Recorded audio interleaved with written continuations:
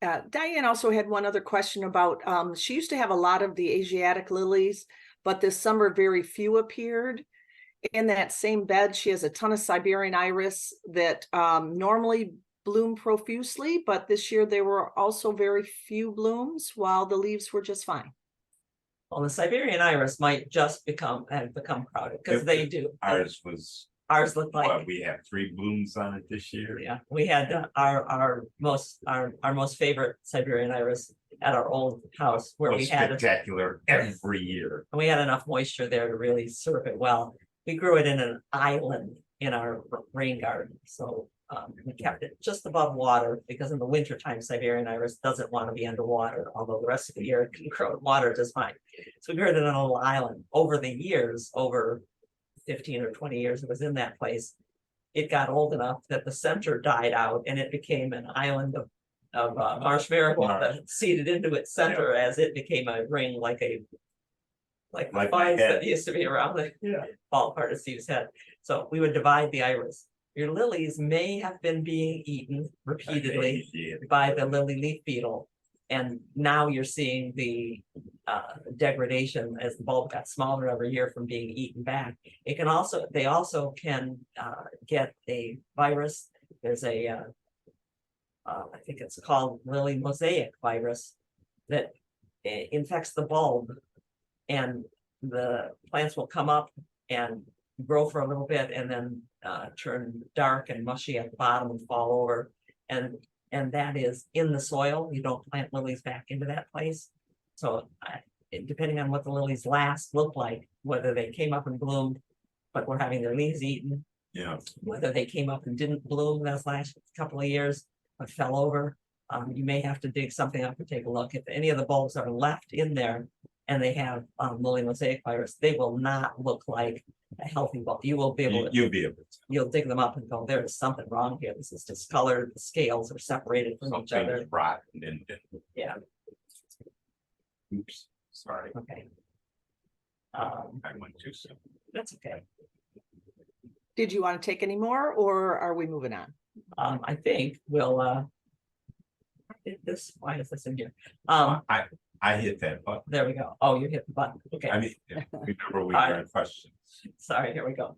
No, if there's another question, this is what we're doing right now. We'll get... So Ruth is asking for the best natural treatment against Japanese beetles attacking her plants, which we all probably want to know the answer to this one. Standing out there and squishing them one at a time. Yeah, and probably because most people who ask about Japanese beetles have dealt with them for a while, you know what they attack first. They love grape. They love lindens. They love Harry Lauder's walking stick or hazelnut. They love what is the tall plant that's related to hibiscus?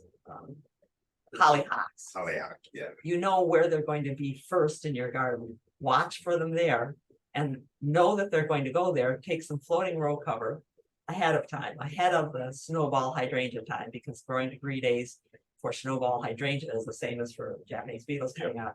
You see that snowball hydrangea getting green and beginning to turn white?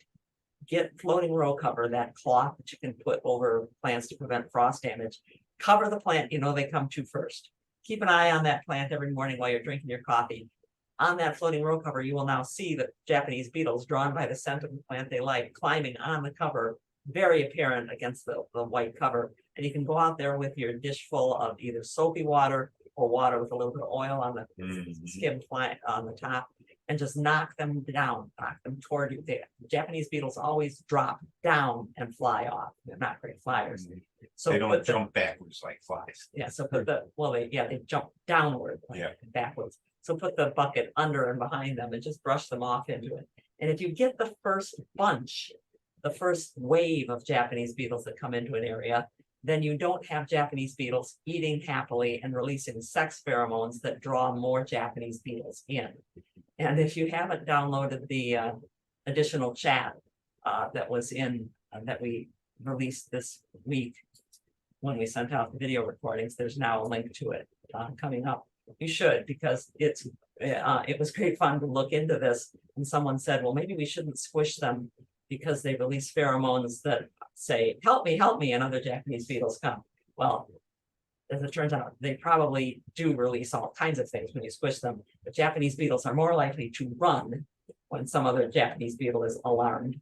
So you might not want to squish them, because then the Japanese beetles that you wanted to catch in the next couple of minutes will all fly away. Yeah. But you do want to know that they call each other in over a quarter mile. So you want to get the first bunch, and then you'll have a lot less damage. And if you can identify where they're coming from, where they're emerging from, if you live near a golf course, for instance, Yeah, they can come up pretty heavily. a from the field golf that course. just gets continuously Yeah. mowed and not treated. And because they eat grass roots over the winter time, and so you want to look for where those grubs are living underneath.